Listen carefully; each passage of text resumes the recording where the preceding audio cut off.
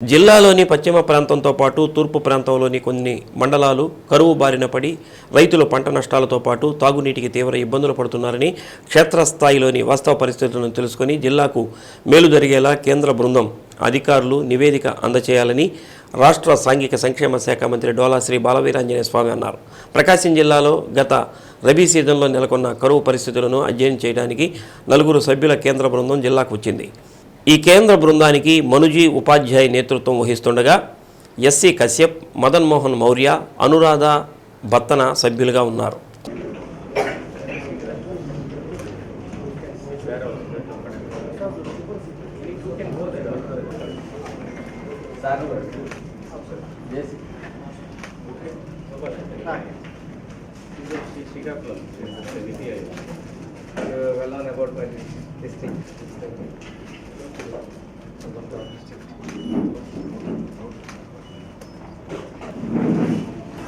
అనంతరం జిల్లా మంత్రి డోలా శ్రీ బాలవీరాంజనేయ స్వామి, జిల్లా కలెక్టర్ దినేష్ కుమార్లు జిల్లాలోని కరువు పరిస్థితుల గురించి బృంద సభ్యులకు వివరించారు. కేంద్రం నుంచి అందించాల్సిన సహాయం గురించి ప్రతిపాదించారు. ముఖ్యంగా జిల్లాలో నెలకొన్న తాగునీటి ఎద్దడి గురించి ప్రత్యేకంగా ప్రస్తావించారు.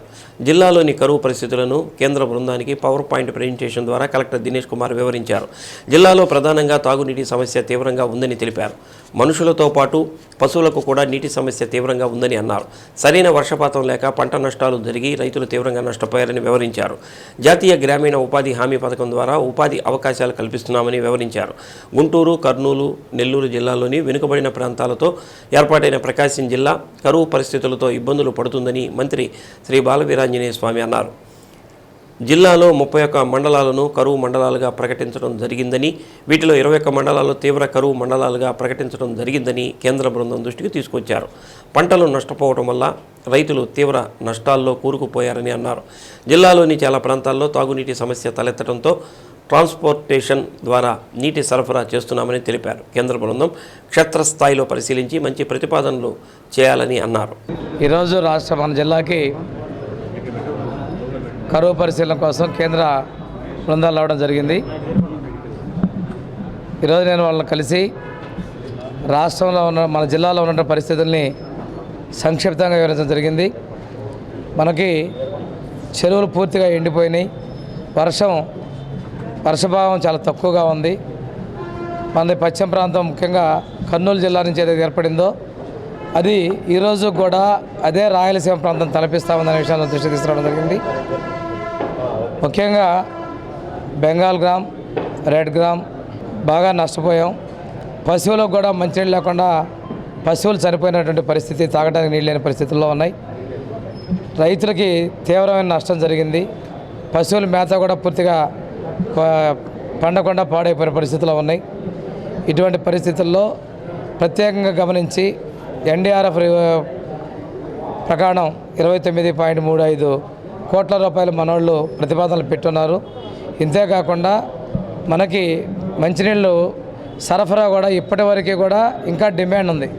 నిన్ననే సమీక్ష చేసుకున్నట్లయితే నీళ్లు పశ్చిమ ప్రాంతమే కాకుండా తూర్పు ప్రాంతాల్లో కూడా సరఫరా చేయాలని కోరుతా ఉన్నారు. వీటన్నిటిలోకి పరిగణలోకి తీసుకొని సానుకూలంగా రిపోర్టులు చేసి కేంద్ర ప్రభుత్వం నుంచి ఇచ్చే సహాయాన్ని వచ్చే విధంగా ప్రతిపాదనలు చేయమని చెప్పేసి కేంద్ర బృందాన్ని నేను మన జిల్లా తరఫున కోరడం జరిగింది. మంచి ఆశాజనకంగా వస్తుందని చెప్పి నేను ఆశిస్తా ఉన్నానండి. కేంద్ర కరువు బృందం లీడర్ మనుజీ ఉపాధ్యాయ మాట్లాడుతూ జిల్లా అధికారులు కరువు పరిస్థితి గురించి వివరించారని, క్షేత్రస్థాయిలో పరిశీలన జరిపి నివేదిక అందజేస్తామని అన్నారు. We have visited this district for ground truthing of the facts regarding drought situation in AP Prakasam district, and we will submit our report after ground verification of the facts. జిల్లా కలెక్టర్ దినేష్ కుమార్ మాట్లాడుతూ జిల్లాలోని 31 మండలాల్లో కరువు నెలకొందని అన్నారు. ముఖ్యంగా 21 మండలాల్లో కరువు తీవ్రత అధికంగా ఉందని అన్నారు. కరువు తీవ్రత అధికంగా ఉన్న మార్కాపురం, ఎర్రగొండపాలెం, దోర్నాల మండలాల్లో కేంద్ర బృందం క్షేత్రస్థాయి పరిశీలన చేస్తుందని అన్నారు.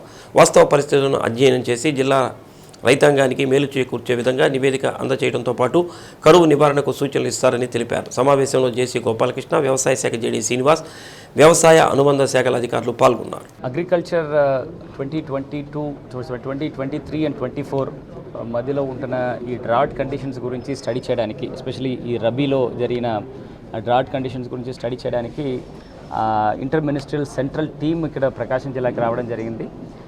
వీళ్ళు మనం ప్రపోజ్ చేసిన 31 మండలాలు, మన దగ్గర ఉన్న 39 మండలాల్లో 31 మండలాల్లో ఈ డ్రాట్ ప్రకటన చేయడం జరిగింది. దాంట్లో 21 మండలాల్లో సివియర్ డ్రాట్ అండ్ ఒక 10 మండలాల్లో మోడరేట్ డ్రాట్ ప్రకటన చేశాము. దానికి కావాల్సిన ఎన్యూమరేషన్స్, ఇన్పుట్ సబ్సిడీ కావాల్సిన ఎన్యూమరేషన్స్ కానీ ఆర్ మనకి అనిమల్ హస్బెండరీలో రిక్వైర్మెంట్ ఆఫ్ ఫాడర్ సీడ్స్ కావాల్సిన రిక్వైర్మెంట్ కానీ అండ్ ఎక్కడెక్కడ డ్రాట్ కండిషన్స్ వలన త్రాగునీళ్ళకి ప్రాబ్లం ఉంటుందో అక్కడ వాటర్ ద్వారా సప్లై చేసిన పరిస్థితిలో కావాల్సిన ఫండ్ రిక్వైర్మెంట్ అన్నీ కూడా లిస్ట్ చేసేసి ఇప్పుడు సెంట్రల్ టీమ్కి ప్రజెంట్ చేయడం జరిగింది. వాళ్ళు కూడా మనం పంపించిన ప్రతిపాదనల్ని ఫీల్డ్లో వెళ్ళి స్వయంగా స్పాట్ స్టడీ చేసేసి గ్రౌండ్ ట్రూతింగ్ చేయడానికి కోసం కూడా ఈ టీం వెళ్ళడం జరుగుతుంది. మన దగ్గర ఉన్న 21 సివియర్లీ అఫెక్టెడ్ మండల్స్కి ఉంటున్న టాప్ 3 మండల్స్కి వాళ్ళు స్వయంగా వెళ్ళడం జరుగుతుంది. వాళ్ళు వివిధ రంగాల్లో అక్కడ ఉంటున్న పారామీటర్స్ చెక్ చేస్తారు. మన జిల్లాలో ప్రత్యేకంగా జరుగుతున్న ఈ వాటర్ సమస్య గురించి హైలైట్ చేయడానికి గురించి స్వయంగా గౌరవ మంత్రివర్యులు శ్రీ బాల వీరాంజనేయులు గారు కూడా ఈ సెంట్రల్ టీంతో డిస్కస్ చేయడం జరిగింది. అండ్ ఈ ఎంటైర్ పర్యవేక్షణలో ప్రకాశం జిల్లాకి ప్రాపర్గా స్టడీ చేసి పాజిటివ్గా మన రిపోర్ట్స్ పైన వెళ్ళి మన రైతులకి న్యాయం చేయాలి అని కూడా కోరడం జరిగింది.